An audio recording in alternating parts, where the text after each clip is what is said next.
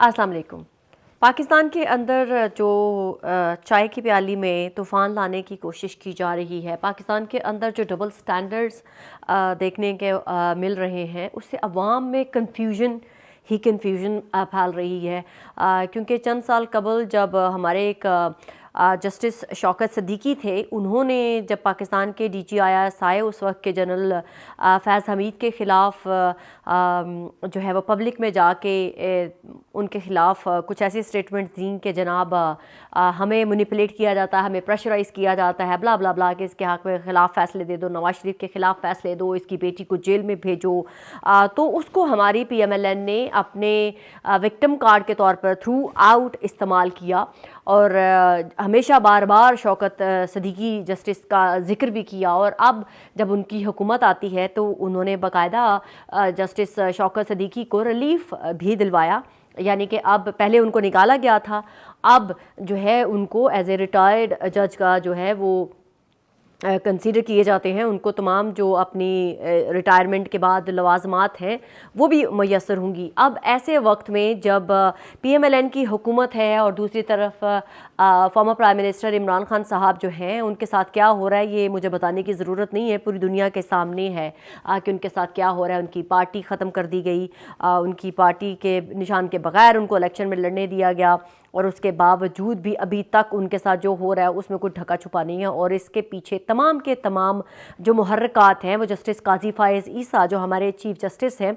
वो नज़र आते हैं और वो पेश नज़र आते हैं। वो सिर्फ खाली नज़र ही नहीं आते, बाकायदा चीज़ें जो है उनके ख़िलाफ़ होती हुई नज़र भी आती हैं।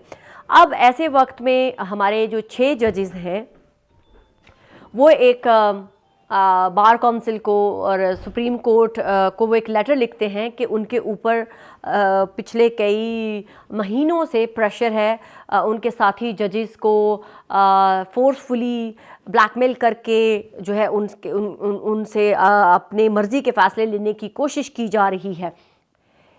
जजेस के इस्तीफ़ों का और जजेस के साथ क्या कुछ हो रहा था इसका हम थोड़ा सा पीछे चले जाएं तो जस्टिस एजाज़ुल हसन जो अभी के चीफ जस्टिस होते फ्यूचर के, उन्होंने भी रिज़ाइन दिया, उनके साथ साथ काफ़ी और जजेस ने भी रिज़ाइन दिया। तो लगा ऐसे कि जैसे अब मामला ख़त्म हो गया है, को ख़ास अब मज़ीद जो है वो इस्तीफ़े नहीं आएंगे, शायद मज़ीद जजेस जो है वो बोलने की जुर्रत नहीं करेंगे। लेकिन अब जैसे कल जो एक लेटर लिखा जाता है चीफ जस्टिस को और उसमें बताया जाता है कि जो हाई कोर्ट इस्लामाबाद के जो जस्टिस थे उनको बारहा उनके कुलीग्स जजेस ने बताया, बाखबर किया कि देखें उनके साथ क्या हो रहा है, और जजेस की फैमिलीज़ को उठाया जा रहा है, एजेंसीज़ के लोग उनको उठाते हैं। एक जज के घर से बाकायदा जो है वो कैमरे पकड़े गए और कहा गया कि उनकी जो पर्सनल वीडियोस थी वो तक बनाई गई मियाँ बीवी की, और उसके थ्रू उनको ब्लैकमेल किया जाता रहा। जजेस के रिश्तेदारों को किडनैप किया गया और उससे उनके मन मर्जी के फैसले लिए गए। तो क्योंकि जजेस ने लिखा है कि हमें नहीं पता कि हमने ये तमाम चीज़ें होने के बाद कैसे एक्ट करना है, कहाँ पर जाना है अपनी कंप्लेन लेके, कि यानी कि जजेस के साथ अगर ये सब कुछ हो रहा है तो हमें इंसाफ कौन देगा। अब ऐसे वक्त में पाकिस्तान के अंदर एक तूफ़ान खड़ा हो गया है और वहाँ पर पाकिस्तान के DGIS ISI के इदारे पे इल्ज़ामात लगाए जा रहे हैं। कहा जा रहा है कि एजेंसीज़ ने ब्लैकमेल करने की कोशिश की, मैनिपुलेट करने की कोशिश की।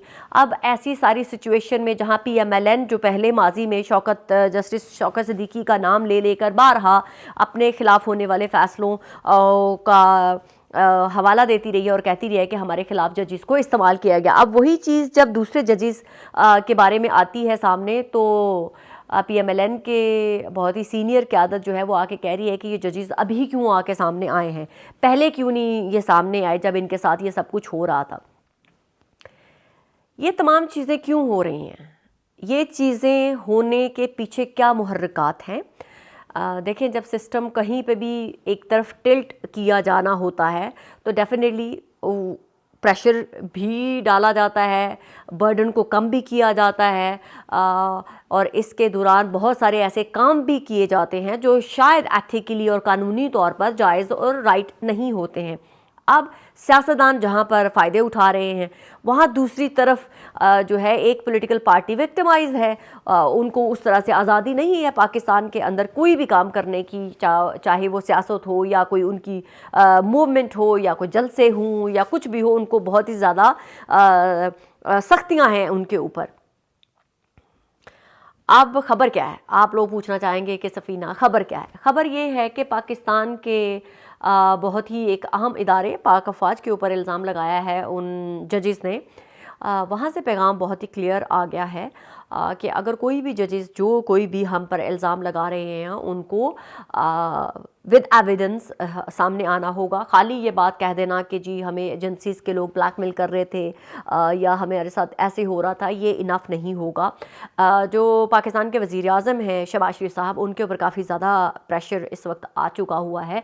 उनको भी वार्न कर दिया गया है कि अगर पॉलिटिकल पार्टीज़ इस तरह से पाकिस्तान की पाक अफवाज और पाकिस्तान की एजेंसीज़ को मिलाइन करके अगर ये समझ रही हैं कि हम लोग खामोश रहेंगे और ये लोग या जजेस हों या पाकिस्तान के पॉलिटिशियंस हों वो हमारी साख को मजरूह करेंगे और हम साइलेंट रहेंगे, तो ऐसा कुछ नहीं होने जा रहा।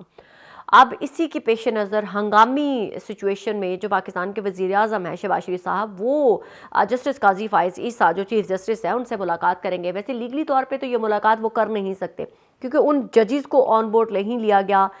कोई भी किसी भी किस्म का अभी तक एलामिया जारी नहीं किया गया। कहा जा रहा था कि फुल कोर्ट बेंच जो है वो बैठ जाएगा, लेकिन कुछ भी अभी तक कोई भी किसी भी किस्म की ऐसी हेयरिंग के बारे में कोई बात नहीं की गई है। अब एक तरफ जहां पर पाकिस्तान की पॉलिटिकल पार्टी इन जजेस के खिलाफ ताबड़तोड़ हमले कर रही है और कहा जा रहा है कि ये इमरान खान प्रो जजेस हैं और ये जानबूझ के पाकिस्तान के अंदर एक केओस क्रिएट करना चाहते हैं और ये पाकिस्तान को मिलान करने की एक साजिश है। और ये जजेस जो है ये इमरान खान या उनके चंद लोगों के हाथों में खेल रहे हैं। ये बहुत ही एक संगीन किस्म का इल्ज़ाम है। ज़ाहिरी सी बात है अगर किसी जज की फैमिली की वीडियोस बनी है तो बनी है और वो ऑन रिकॉर्ड होगी, जहाँ कहीं बनी हुई होगी। इन तमाम इल्ज़ामात को इल्ज़ामात बराए इल्ज़ामात कहकर आप साइड पर नहीं कर सकते।